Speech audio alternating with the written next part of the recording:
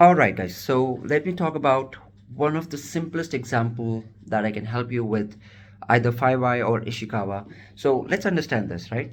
So 5i technique is widely used. I totally agree, and it's a very good technique and very widely used technique. But that can help you with simple to moderate sort of problems that you have in your infrastructure. But if the problems are huge and it's complex problems, right? Let's say there were multiple servers that were impacted, not just one, not just one application, but there were about, let's say, there were about 10 servers that were impacted, and there were about close to 60 to 80 applications that were hosted on that 10 servers, because it was a shared server and it was critical. So normally this is not a good design to have, if it's a critical server, to have so many applications on the stands. But considering it's a virtual machines, right, let's say we have 10 hosts that were impacted and multiple guests in it were impacted, and that led to have an impact on an application wise. So how can you deal with, what technique should we use? So to simple to moderate, I'm okay, right? I'm no problem. So if you use 5i technique, right? So that's just my opinion, right? So if you want to actually go with the complex problems or moderate to complex, then I would want you to use something called Ishikawa or cause and effect, or it's also called fishbone analysis. That's very, very nice technique and very simple technique to understand. Um, all right, so let me take one example that I normally think of. How do I explain this to you? And I'm not doing I'm sorry, I'm not doing 5i now. It's very simple. You can read that yourself. But I want to do Ishikawa technique, which is also called a fishbone or cause and effect analysis, right? Mm, Let me think of it. Uh, let's say I'm sure a lot of you have your phones with you. Everybody has phones today, right? Everyone has phones in their hands today, and a lot of people in the world, they like to take pictures, photos, selfies, whatnot and whatnot, group photos, and uh, uh, uh, dining photos, beverages photos, and they put it on Instagram and all the social sites, right? So why am I even talking to this? Because I'm trying to think of an example that's very, very relevant, and that I can easily explain it to you, right? Let's say let's say I have a friend called Alex, just a random name that came to my head. Alex has come to me and he says, Syed, here is the problem. I'm a good photographer.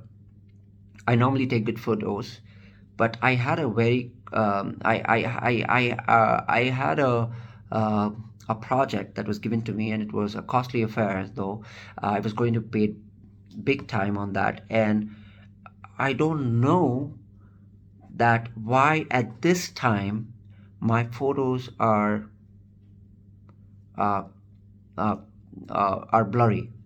Yeah, let's take this as an example. Yes, it could be a fantastic example to think of, right? So he says, uh, my when I each time I take a photo, I click a snap, the the photo is not that clear, right? Now he comes to me, and this is not an incident, right? So it is something that is not impacting his business, but this is reactively he's coming and asking me after I click a photo that there is an incident already that is taking place. I somehow managed it, but why am I having this problem again and again? Right? It's not just with one photo or and stuff like that. Now I sit with him, and it is important for me to take the artifacts whether what he's saying is making sense to me. Number one thing that I'm going to do is ask him to show the photos to me, isn't it? Because I really want to see. It's not that I don't trust him, I don't believe him. I do trust him. I believe in him, right? So he's a good friend of mine, and when I look at the photos, they're really blurry. And what that actually tells me, that I've asked for an evidence. I've requested for an evidence that I can see that yes, the problem exists. It's very important that you should ask for evidences when you before even before you understand that there is a problem that's lying somewhere uh, beneath the incident.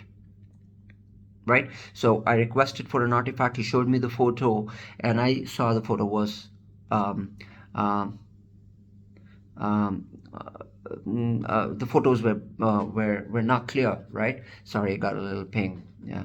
Now, second thing that I asked him was, I rather looked at was when uh, when when did he click the photos, right? Does it have a date and time on it? Or maybe I can ask him for that information, right?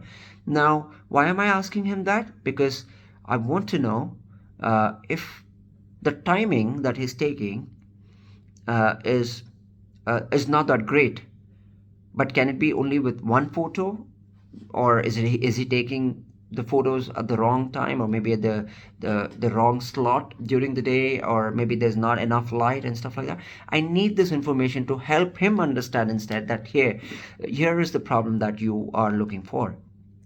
But it's just not helping him for that situation going forward. Just understand that he will be very careful about these things, and he may also be very particular about maybe buying a new